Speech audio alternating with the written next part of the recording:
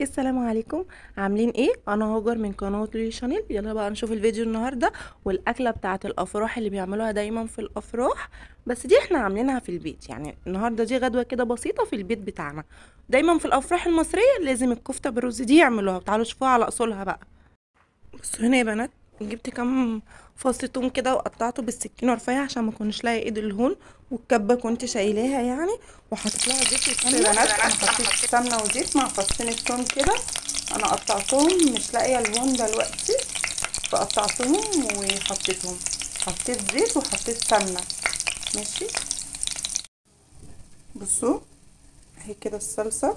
انا حطيت زي كيلو الا ربع من الطماطم على كام حبه الثوم دي، خرطتها وزيت وسمنه حمرنا فيها، بس شوحنا فيها يعني خدت الكفر الذهبي كده، ونزلنا بالطماطم. هنسيبها سنه مع بعض، وبعد كده هنحط بقى مكعب مرقه وملح وشطه وفلفل اسود وسنه فابريكا، بس مش اكتر، مش هنحط اي منكهات تاني. ودي هتبقى الكفته بتاعتنا بقى النهارده. دي طريقه الكفته. في ناس بتحب تعملها ببصل، يعني بصل مع الثوم، بس انا حبيت ان انا اعملها بثوم كده، ارجع لنكهتها الاصليه اللي احنا كنا بنعملها على طول. كنت دايما بعملها بثوم وبصل، فالمره دي حبيت اخليها بثوم بس، عشان انا بقالي كتير ما عملتهاش، فعايزه نكهتها الاصليه تبان. بصوا، شطه وملح وفلفل اسود وكمان معلقه سكر، وحطينا مكعب المرقه بس مش اكتر. هما دول اللي احنا حطيناهم، وهنسيبهم بقى تتسبك مع بعض. على ما هتسبك مع بعض اكون انا عملت شويه رز، وممكن اخرط فيها بطاطس بس ما بحبش، بس عشان البنات. بقى هنعمل الكفته مع بعض واقول لكم انا عملتها بايه. عايزه اقول لكم يا بنات، انا حطيت النسبه هنا مش كتيره من الملح والتوابل، لان انا الكفته عاملاها في البيت مش جايباها جاهزه، فانا عارفه حاطه كميات قد ايه فيها، واقول لكم برده طريقتها ازاي. بصوا يا بنات، الشعريه اهي بتتحمر، والرز غسلناه اهو، الصلصه اهي وريتها لكم. بصوا يا بنات، اهي الكفته هي لونها مخضر، بس في الكاميرا جايه افتح.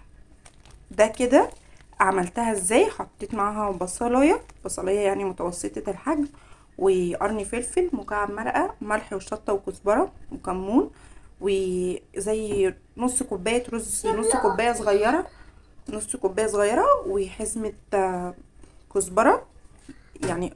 كزبره عارفينها حزمه يعني ايه، بتاعه الخضره الكزبره دي خدناها، والبصلايه والقرن الفلفل ومكعب المرقه والشطه والملح والفلفل الاسود والكمون والكزبره، وكام فص توم كده يعني زي راس توم صغيره معاهم.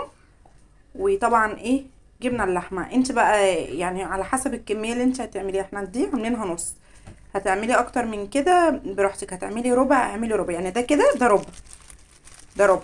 ماشي.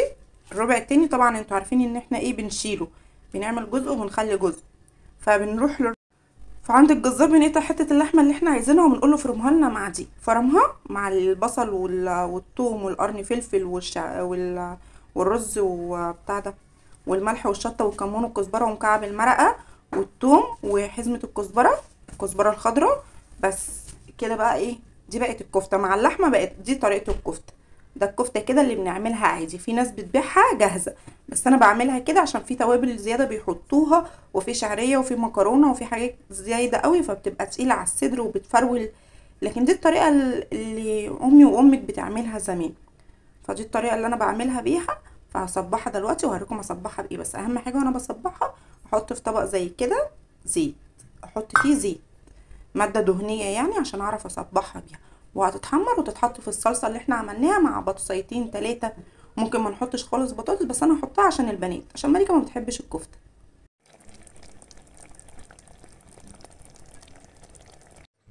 بصوا بقى هنا للاسف قلت لليندا صوريني، عشان كان ظهري وجعني وعايزه اقعد، فقلت لها يا ليندا امسكي التليفون وقلت لها صوريني. كنت جبت الرينج لايت كان اسهل لي، فكانت مبينه دراعي طبعا، ستيكر عشان دراعي ما يبانش. وهو كده كنت بصبحها معاكم واوريكم طريقتها ازاي. الصوابع معوقه ملكوش دعوه بيها، هتعملوها احسن مني.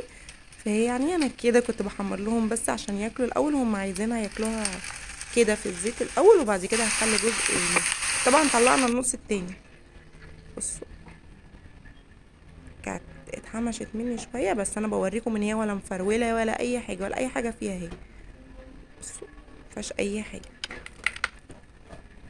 يعني مش هتفرول معاكي. او احنا انا قسمتها لكم ايه عشان تشوفوها من جوه، مش ناشفه وطريه ومش مفروله ولا فيها اي حاجه. كده بقى بصوا كان منظرها. دي اكله الافراح اللي بنعملها في الافراح الشعبيه بتاعتنا، بمخلل ورز ولحمه وشوربه والحاجات دي. دي بتبقى اكله افراح عندنا. لما كنا بنيجي نعمل فرح كان لازم الاكله الرسميه دي، وجنبها باميه وملوخيه.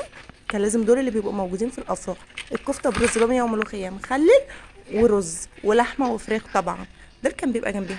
احنا ما عملناش لحمه وفراخ، عملنا بس يعني غدوه كده بسيطه لليوم. فيعني كفايه ان هي فيها لحمه يعني. بس يا رب تكون الاكل عجبكم، وما تنسونيش في اللايك والاشتراك يا بنات. يلا باي باي، واسيبكم بقى مع بقيه الصور كده اللي الجوا.